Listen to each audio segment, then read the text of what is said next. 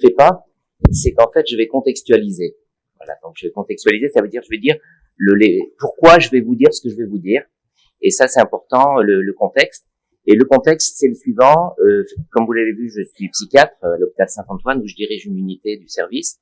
Et je suis aussi chercheur en biophysique. Je travaille sur la biophysique des lipides, des graisses.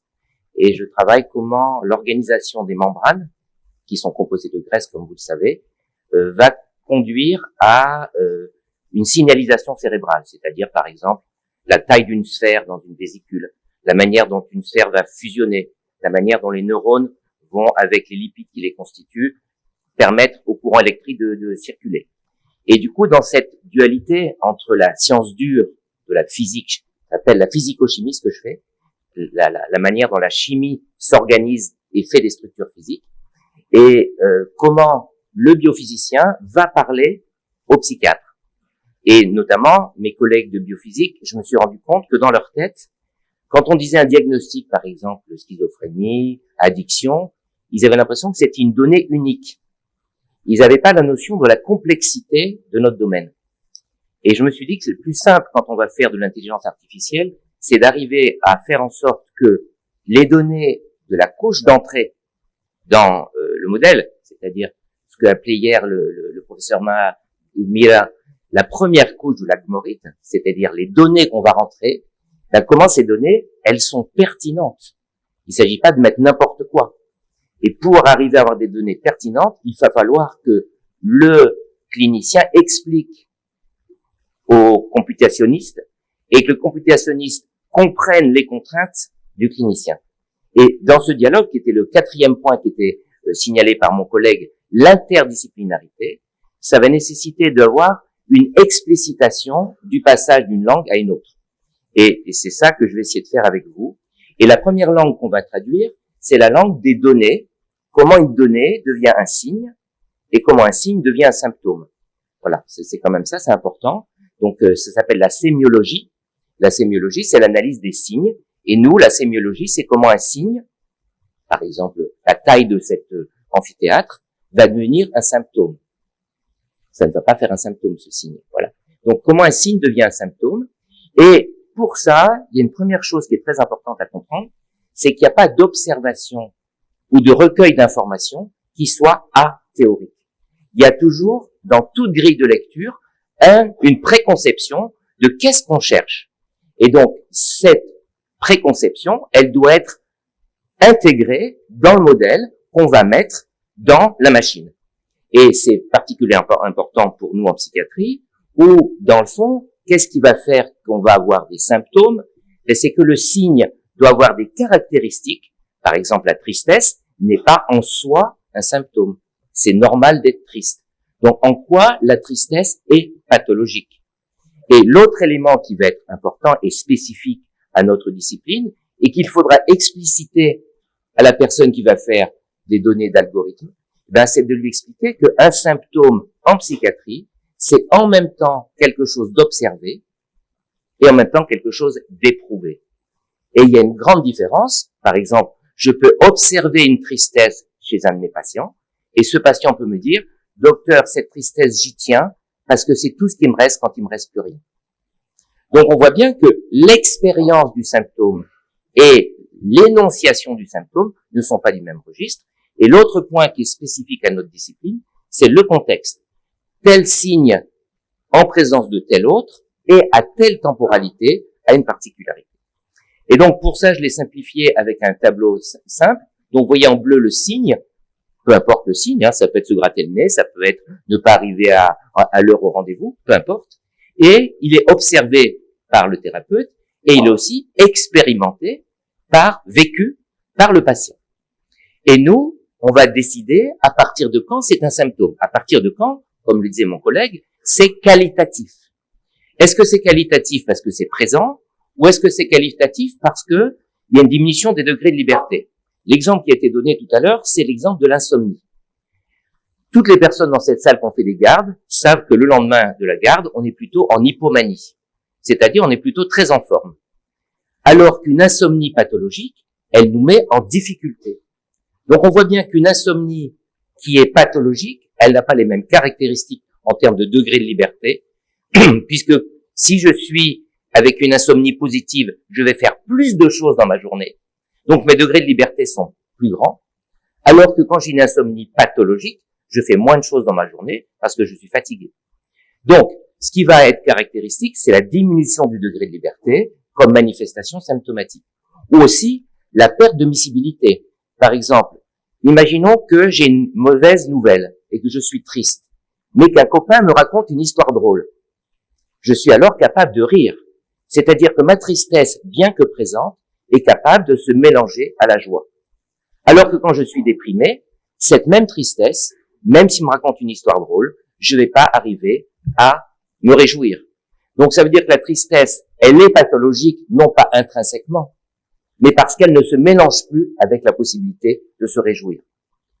L'autre élément qui fonde la caractéristique pour qu'un signe devienne un symptôme, c'est la répétition. C'est-à-dire là où, par exemple, je me rends compte que je vais dépasser mon temps, si je n'arrive pas à m'adapter, c'est-à-dire à raccourcir, c'est-à-dire à répéter et prendre toutes mes diapositives parce que je les ai prévues telles quelles, je ne peux pas m'adapter. Et ça devient un symptôme d'une personnalité obsessionnelle ou des éléments de souffrance vécue. Donc on voit bien que la caractéristique qui va faire que le signe va devenir pertinent, qualitatif pour la première couche d'entrée dans l'IA est déjà assez compliqué à définir. Le deuxième point qui est compliqué à définir, c'est le contexte. Comme je vous disais, dans le fond, à partir de quand tel symptôme va m'intéresser?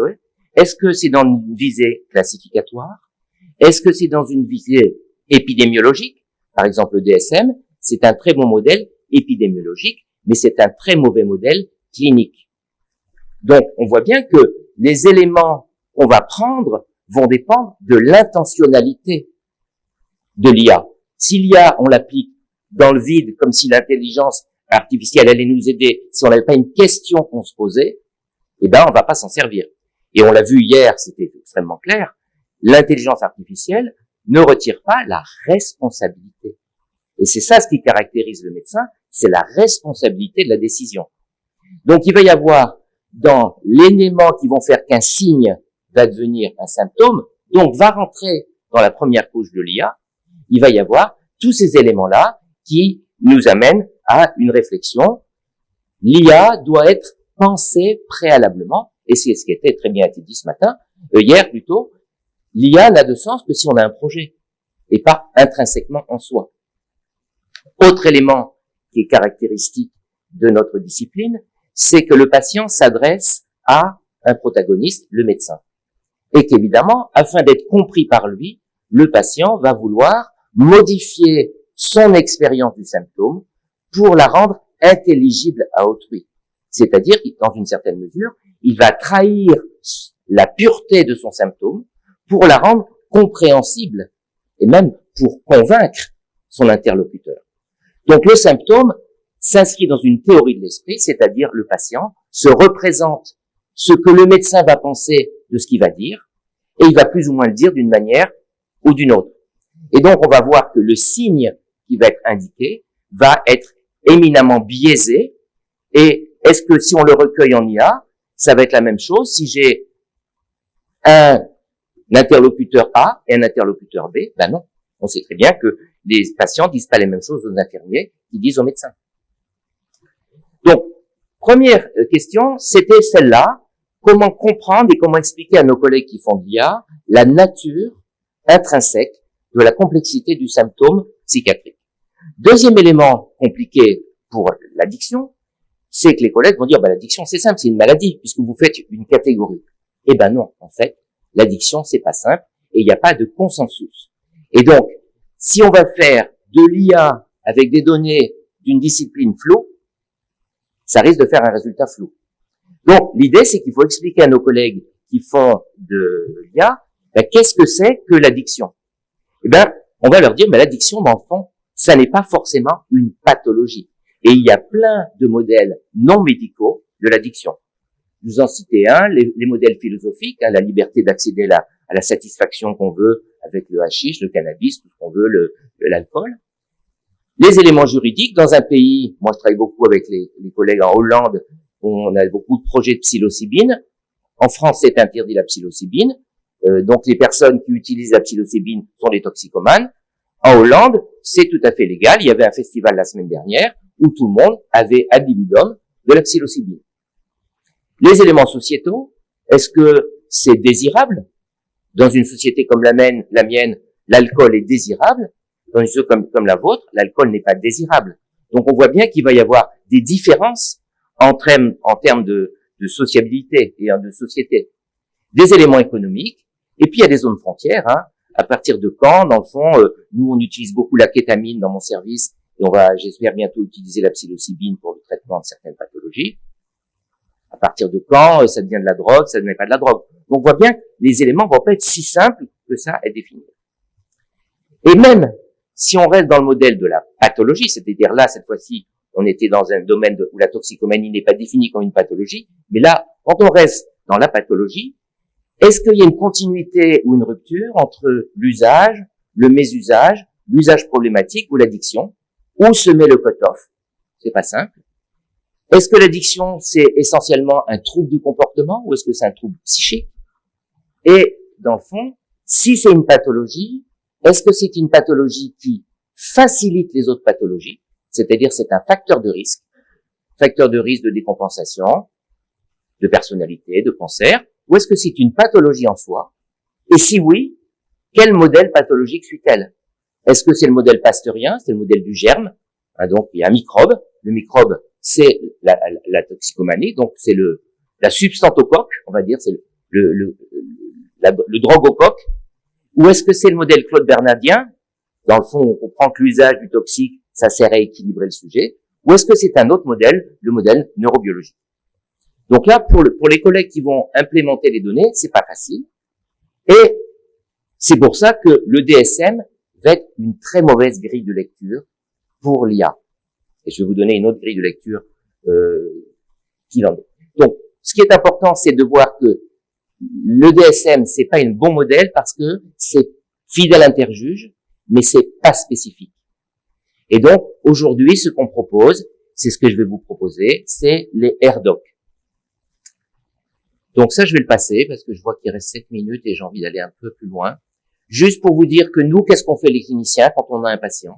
On utilise déjà un modèle hétérodoxe. C'est-à-dire, on va utiliser sur la gauche, symptômes présents-absents.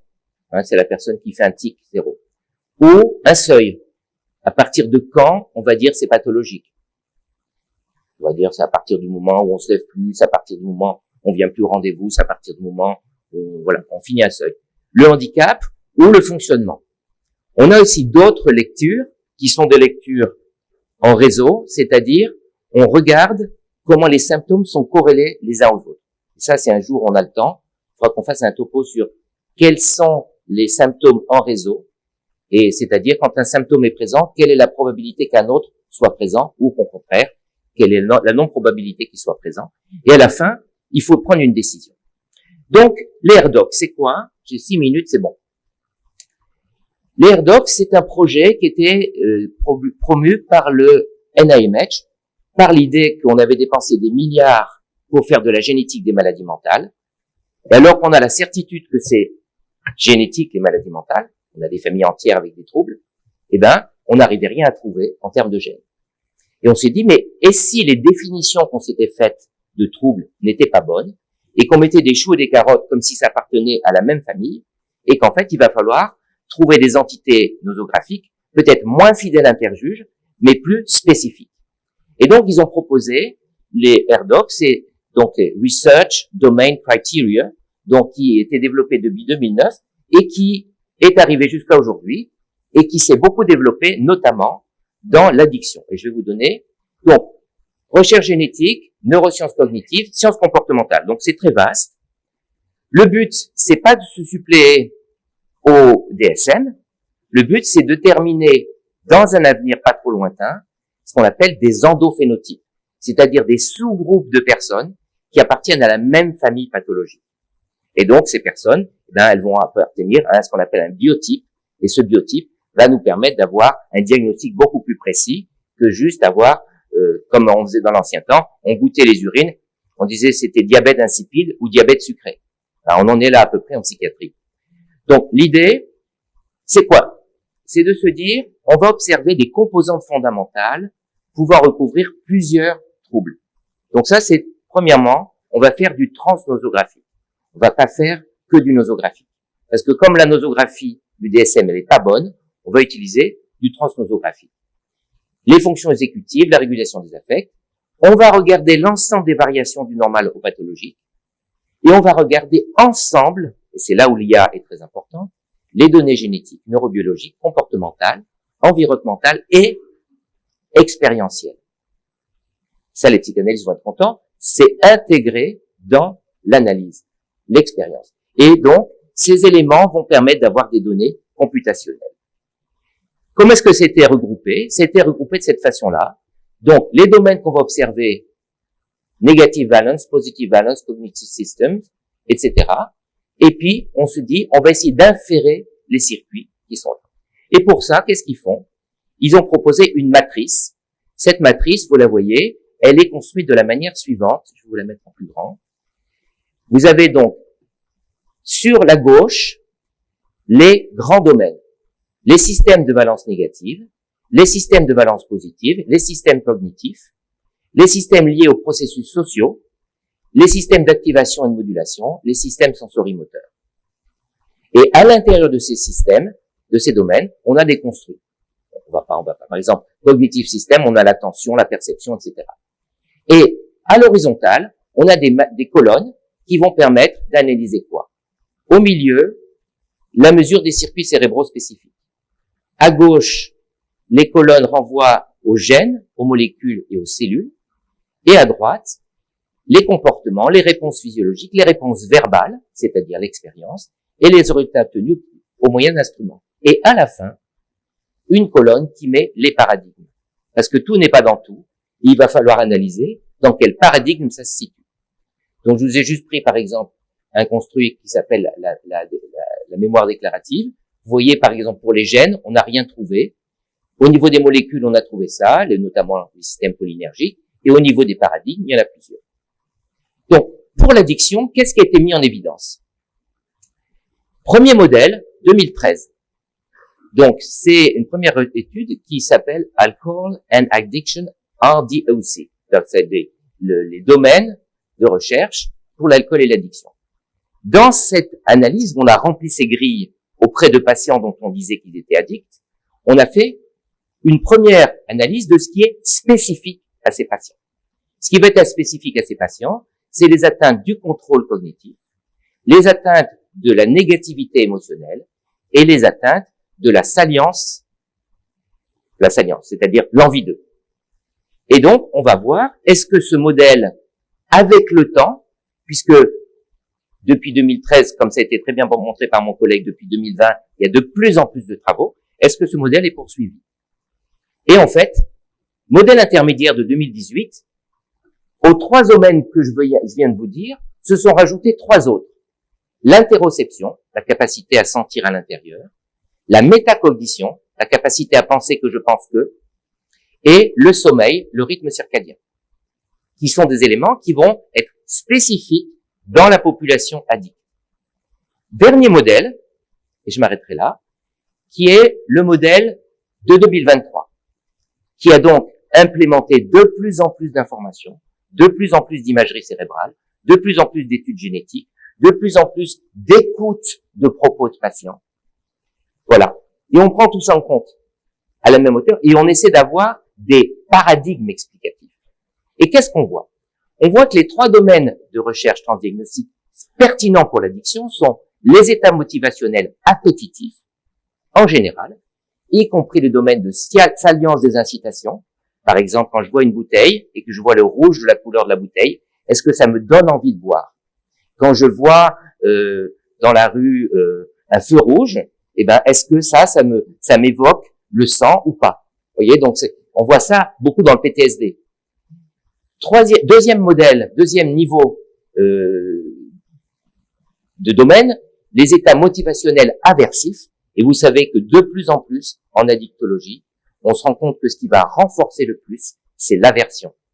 D'où l'importance, quand on fait de la substitution, de la faire à quantité suffisante pour que les gens ne vivent pas d'expériences aversives, si on veut qu'ils changent leur paradigme. Et dans ces éléments aversifs, le domaine de l'émotivité négative est capital.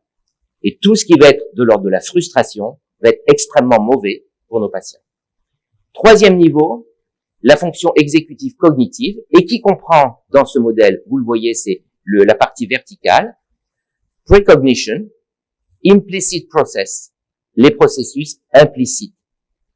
Et nos attitudes à nous sont les processus implicites, et toute l'importance des thérapies familiales pour que les processus implicites soient pas présents, et les injonctions qu'on fait en disant vous allez vous en sortir, ou vous n'allez pas vous en sortir, ou on n'arrive jamais à s'en sortir, qu'est-ce qu'il en est? Les processus d'interoception, d'où l'importance des abords corporels chez le patient, et ça, ça a été dit hier, le corps, c'est l'élément essentiel à mettre en œuvre et que l'IA ne remplacera pas. Les fonctions exécutives, notamment l'attention, l'inhibition, la mémoire de travail et la décision, la capacité à prendre des décisions, et la cognition sociale. Donc, vous voyez que quand on va faire de l'analyse en IA, en prenant ces grilles telles que je vous ai montrées, des grilles qui n'annulent pas la sophistication de notre sujet, qui simplifient pas en disant tous les addicts sont pareils, et ben à ce moment-là, on va voir émerger des éléments que le bon sens nous a donné à voir. Simplement, derrière tout ça, il va y avoir énormément de possibilités, parce qu'on va avoir de l'imagerie, on va avoir de la génétique, on va avoir des médicaments, on va avoir des capacités interactionnelles, et on va avoir un changement de notre position, puisque l'interlocution, c'est ce qui se passe. Et moi, je pense beaucoup que l'addiction, c'est une pathologie de l'interrelation, à soi, au monde et aux autres. Voilà. Je vous remercie.